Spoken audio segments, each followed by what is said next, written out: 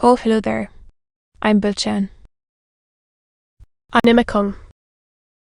I'm Banchan. In this class, I'll read to all of you Chapter 9, Section 3 of the picture of Dorian Gray. Ass. Oh. The picture of Dorian Gray. Oscar Wilde. Chapter 9, Section 3. I will try and do something. Dorian. If it would please you. But you must come and sit to me yourself again. I can never sit to you again. Basil. It is impossible, he exclaimed, starting back. The painter stared at him.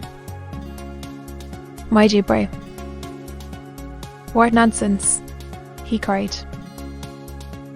Do you mean to say you don't like what I do of you? Where is it? Why have you put the screen in front of it? Let me look at it. It is the best thing I have ever done. To take the screen away. Dorian. It is simply disgraceful of your servant hiding my work like that. My servant has nothing to do with it. Basil. You don't imagine I let him arrange my room for me? He settles my floors for me submission, that is all. No. I did it myself. Too strong. Surely not. My dear fellow. It is an admirable place for it. Let me see it. And Howard walked towards the corner of the room. A cry of terror broke from Dorian Gray's lips, and he rushed between the painter and the screen. Basil, he said, looking very pale. You must not look at it.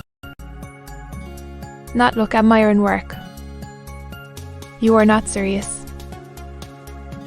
Why shouldn't I look at it? Exclaimed Howard. Laughing. If you try to look at it. Basil. On my word of honour, I will never speak to you again as long as I live. I am quite serious.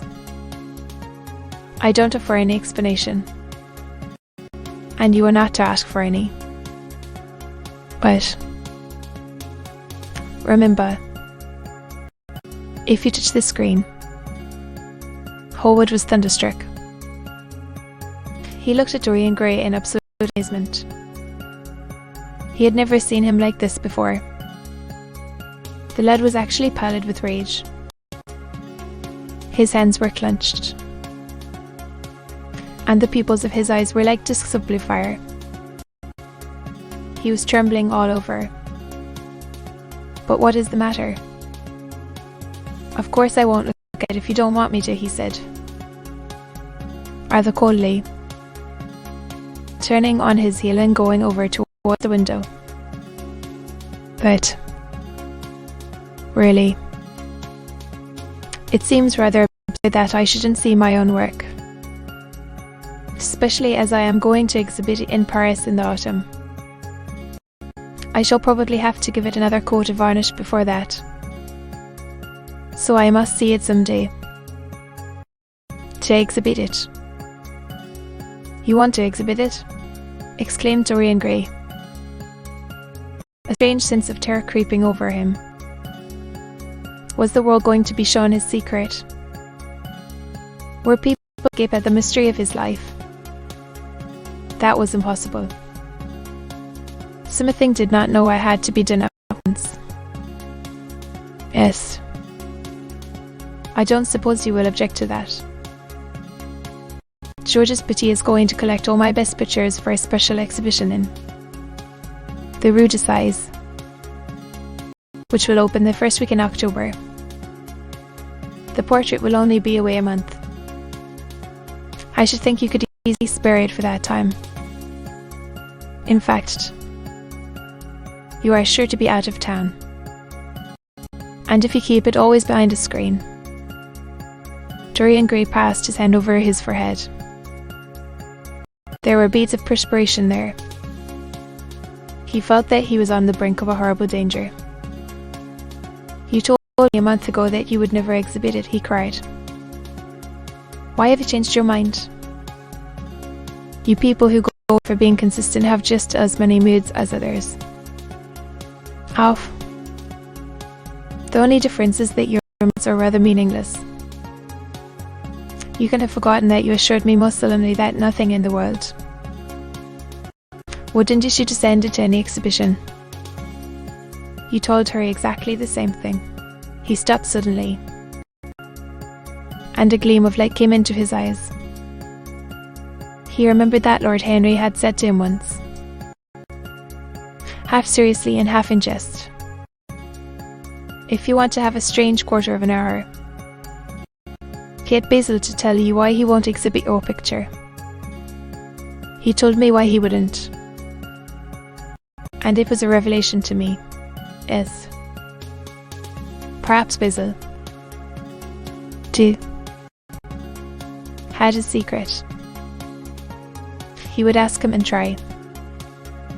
Basil, he said,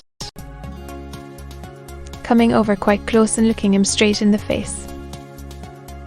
We have each of us a secret. Let me know yours, and I shall tell you mine. The painter should do in spite of himself. Dorian, if I told you, you might like me less than you do, and you would certainly laugh at me. I could not bear doing either of those two things. If you wish me never to look at your picture again, I am content. I have always you to look at. If you wish the best work I have ever done to be hidden from the world, I am satisfied. To be continued.